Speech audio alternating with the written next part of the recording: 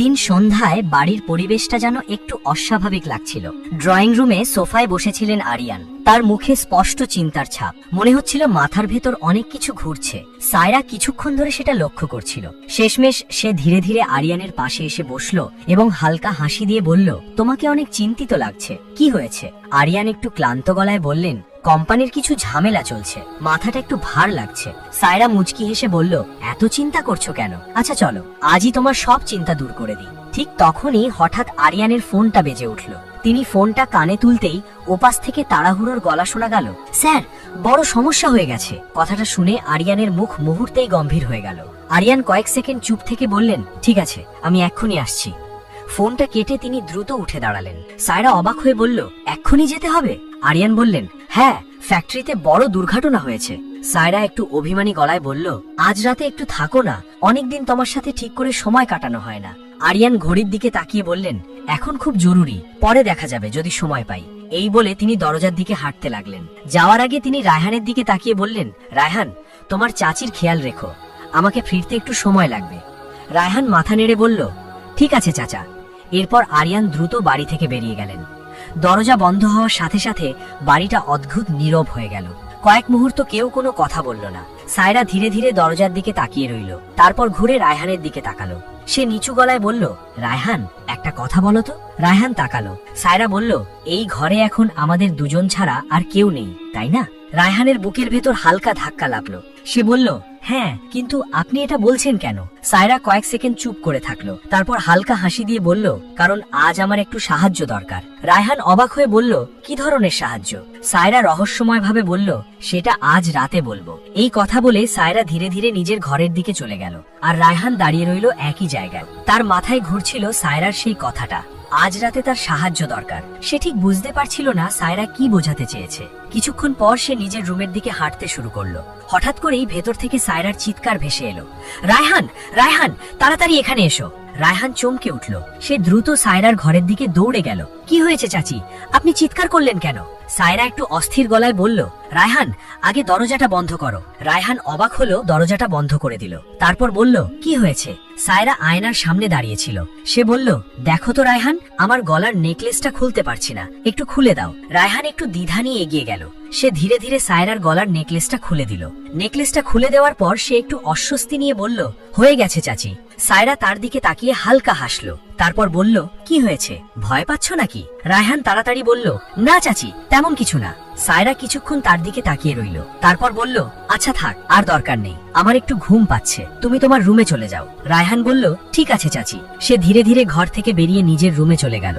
কিন্তু তার মনে হচ্ছিল আজকের রাতটা যেন অন্য সব রাতের মতো নয়। আজ বাড়ির ভেতরে কিছু একটা অদ্ভুত ঘটছে। নিজের রুমে এসে বিছানায় বসে পড়ল রায়হান। কিন্তু তার মনটা একদম শান্ত হচ্ছিল না। বারবার তার মনে হচ্ছিল আজ বাড়ির পরিবেশটা কেমন যেন অদ্ভুত হয়ে গেছে।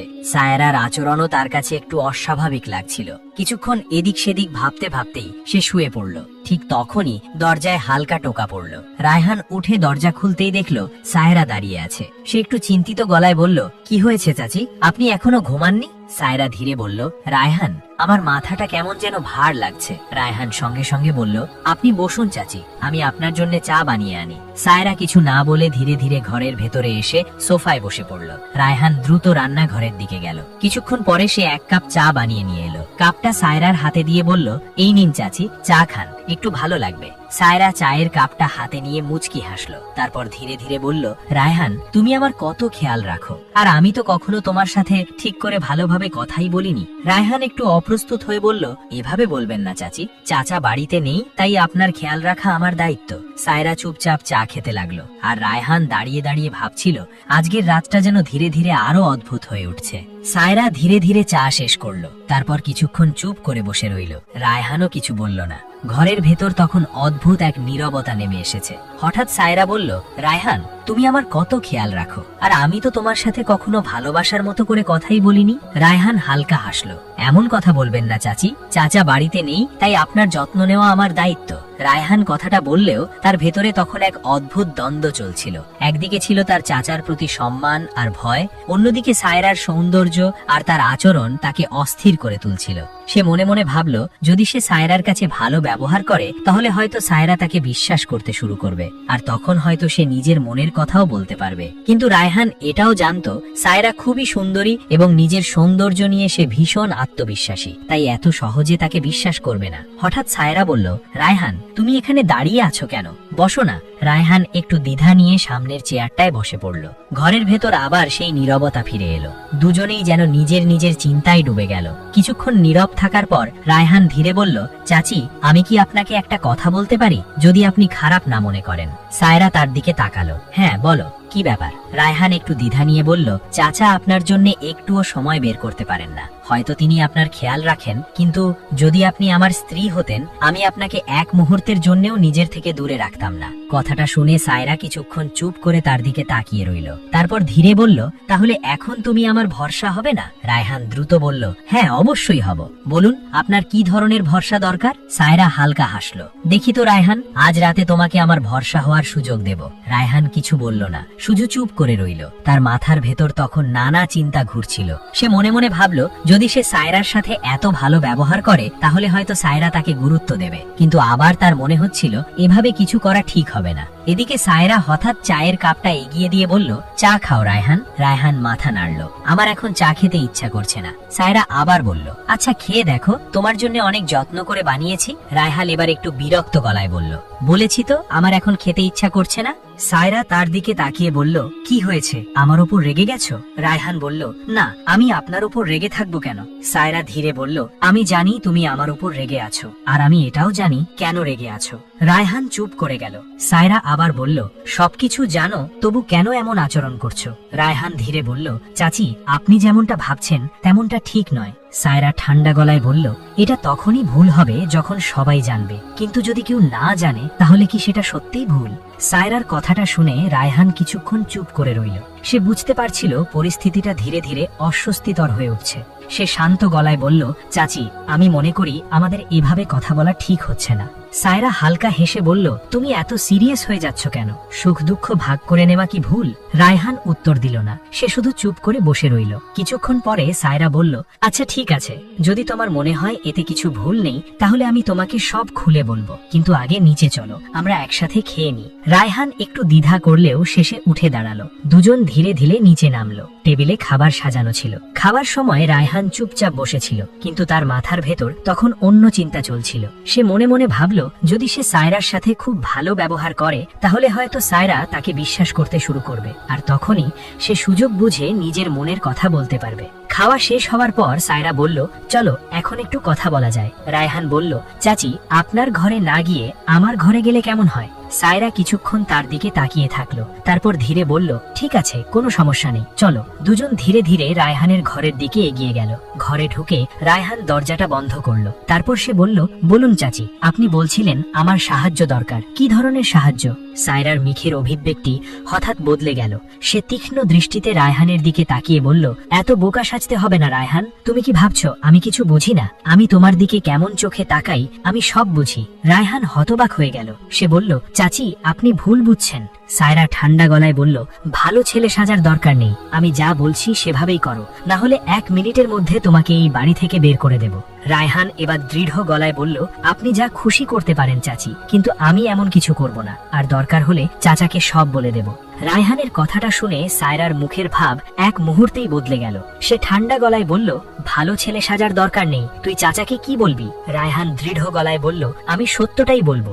সায়রা তখন হঠাৎ ফোনটা হাতে তুলে নিল এবং আরিয়ানের নাম্বারে কল করলো। ফোনটা ধরতেই সে আতঙ্কিত গলায় বলল, আরিয়ান তুমি তাড়াতাড়ি বাড়ি এসো, রায়হান আমার সাথে জোর করে খারাপ আচরণ করার চেষ্টা করছে। কথাটা শুনে রায়হান স্তব্ধ হয়ে গেল। সে কিছু বলার আগেই সায়রা ফোনটা কেটে দিল। তারপর রায়হানের দিকে তাকিয়ে হালকা হাসলো। সে ধীরে বলল, এখন একটু ধৈর্য ধরো রায়হান, দেখো এবার তোমার সাথে কি হয়। রায়হান চুপ করে দাঁড়িয়ে রইল, কিন্তু তার মুখে কোনো ভয় ছিল না। কয়েক মিনিট পরে দরজার বেল বাজলো। আরিয়ান দ্রুত ঘরে ঢুকে পড়লেন। তিনি রাগে ফুসফুসে বললেন, রায়হান এটা কি শুনছি আমি?